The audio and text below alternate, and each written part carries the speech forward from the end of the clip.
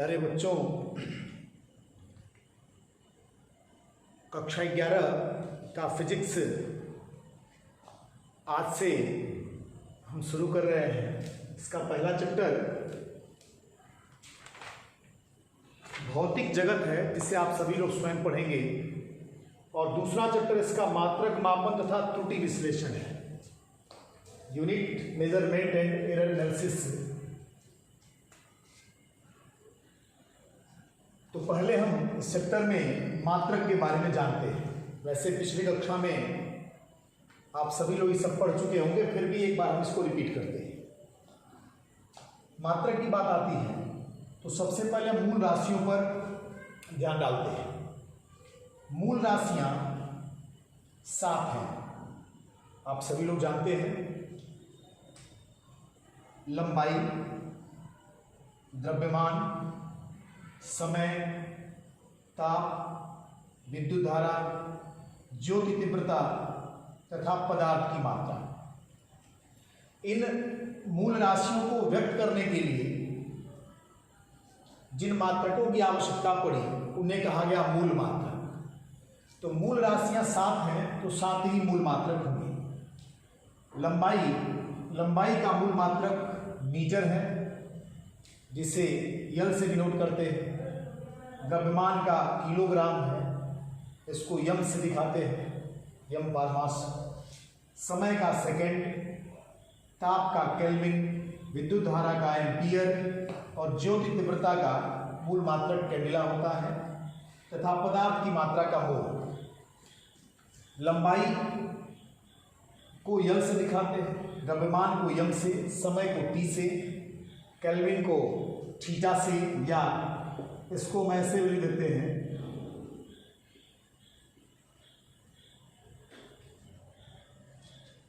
Ampere को ए से दिखाते हैं, कैंडिला को सीडी से और मोल को मोल लिखते हैं। ये 7 मूल राशियां और ये मूल मात्रक। अब व्युत्पन्न मात्रक के बारे में जानते हैं। व्युत्पन्न मात्रक किसे कहते हैं? वे मात्रक जो मूल मात्रकों के पदों में व्यक्त किए जाते हैं व्युत्पन्न मात्रक कहलाते हैं। जैसे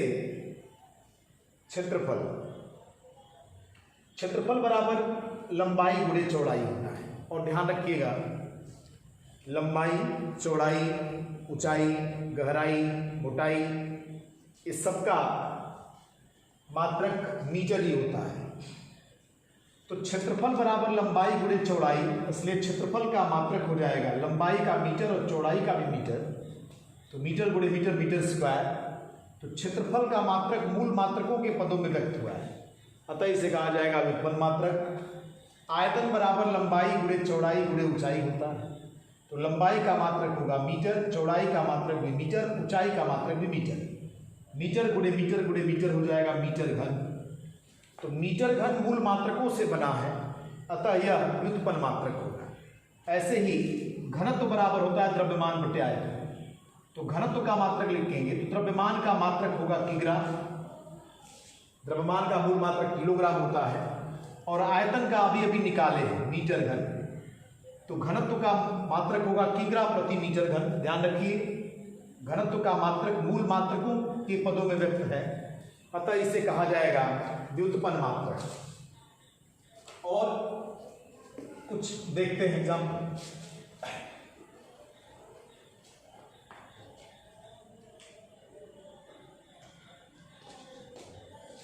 वेग बराबर विस्थापन बटे समयांतराल। तो इसका जब मात्रक लिखा जाएगा तो विस्थापन भी एक प्रकार की दूरी है, और दूरी को हम मीटर से नापते हैं, तो इसका मात्रक हो जाएगा मीटर। और समय अंतराल समय है, तो समय का मात्रक होता है सेकंड, तो इसका मात्रक हो जाएगा सेकंड। तो वेग का मात्रक हो गया मीटर प्रति सेकंड, यह भी व्युत्पन्न मात्रक है। त्वरण को देखिए, त्वरण बराबर होता है वेग परिवर्तन बटे समयांतराल तो त्वरण का मात्रक हो जाएगा वेग परिवर्तन। वेग परिवर्तन भी वेग ही होगा, तो वेग का मात्रक अभी अभी निकाले, मीटर प्रति सेकेंड और समय अंतराल का सेकेंड, सेकेंड नीचे आएगा तो ये हो जाएगा मीटर प्रति सेकेंड स्क्वायर।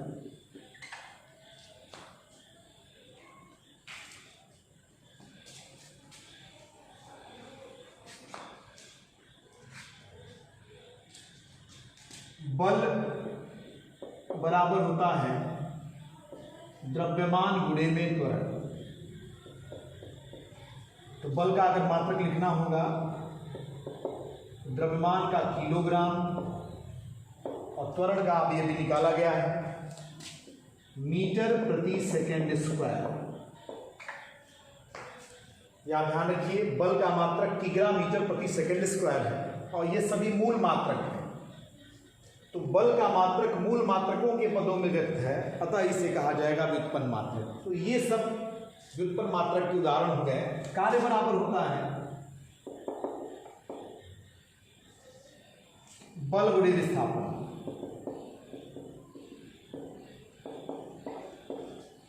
तो इसका मात्रक लिखा जाएगा, बल का हो जाएगा मात्रक किग्रा मीटर प्रति सेकेंड स्क्वायर और गुणे विस्थापन का मीटर। तो ये कुल मिलाकर हो जाएगा किग्रा मीटर प्रति सेकेंड स्क्वायर। ध्यान दीजिएगा बेटा, फिजिक्स में मात्रक का बड़ा महत्व है, मात्रक को बड़ा गंभीरता से पढ़ना है, क्योंकि न्यूमेरिकल प्रॉब्लम में मात्रक बहुत भूमिका निभाते हैं। मात्रक का बोध नहीं होगा तो प्रश्न गलत करेंगे। फिजिक्स बहुत इंटरेस्टिंग है, रेगुलर ध्यान से पढ़ेंगे तो समझ में आएगा। मात्रकों की पद्धतियां,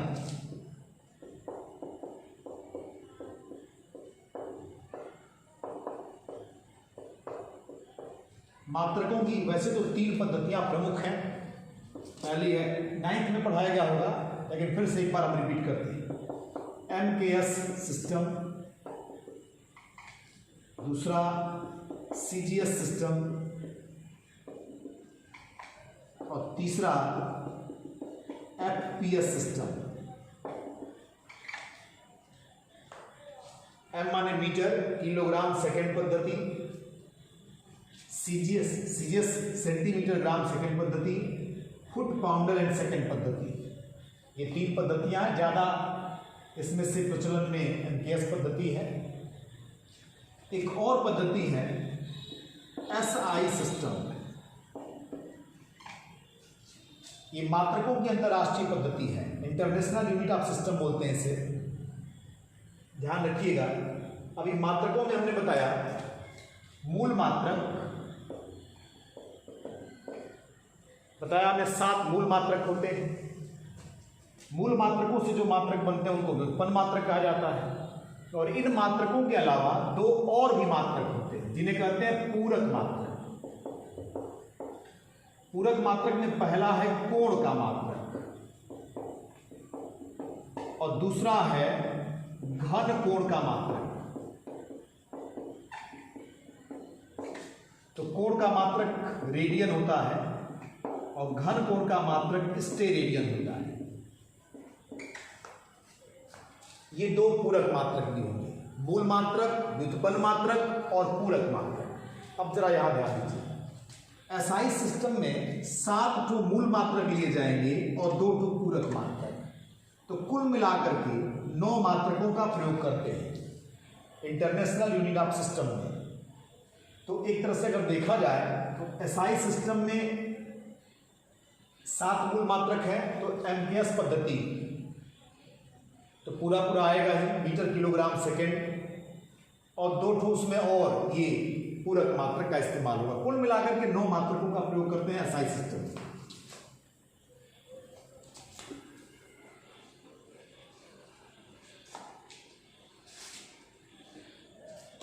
अब अभी हमने मात्रकों के बारे में पढ़ा। मूल राशियां 7 होती हैं। 7 मूल राशियों को व्यक्त करने के लिए जिन मात्रकों की आवश्यकता पड़ी उन्हें कहा गया मूल मात्रक, और मूल मात्रकों से जो मात्रक बनते हैं उन्हें कहते हैं व्युत्पन्न मात्रक। इनके अतिरिक्त दो तो पूरक मात्रक भी होते हैं। अब मात्रक जानने के बाद मात्रकों का मापन आता है। मात्रकों को मापेंगे कैसे? अब अगर मापन करेंगे भौतिक राशियों का तो मापन करने में त्रुटियां भी होंगी। अब सपोज कर लीजिए कि हम किसी प्रेक्षण में लंबाई मापते हैं, तो अगर लंबाई मापेंगे तो मापने में त्रुटियां भी संभव होंगी। अगर लंबाई को हम अपने से किसी यंत्र से मापते हैं तो कुछ तो त्रुटि हमारी होगी और कुछ यंत्र की त्रुटि होगी। तो इस चैप्टर में हमें मात्रक मापन और त्रुटि विश्लेषण के बारे में पढ़ना है। किसी प्रेक्षण में विभिन्न भौतिक राशियों को मापेंगे तो मापने में कितनी त्रुटियां संभव है, और फिर उनसे जो फल प्राप्त करेंगे तो उसमें त्रुटि कितना। जैसे सपोज कर लीजिए हम किसी पदार्थ का घनत्व निकाल रहे हैं, तो घनत्व बराबर द्रव्यमान बटे आयतन होता है। तो अगर हमने मापा द्रव्यमान और आयतन दोनों, तो द्रव्यमान मापने में भी कुछ त्रुटि हो जाएगी और आयतन के मापने में भी कुछ त्रुटि होगी। तो जब फार्मूले में रखेंगे घनत्व बराबर द्रव्यमान बटे आयतन, तो जो घनत्व निकलेगा उसके फल में भी त्रुटि होगी। तो त्रुटि निकालना इसमें जानना है। अब जैसे प्रतिशत त्रुटि ध्यान दीजिएगा।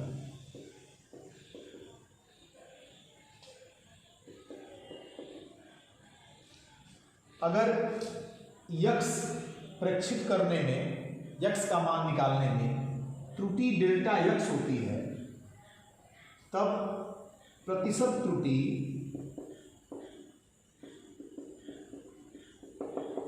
डेल्टा यक्स बटे यक्स गुणे में 100।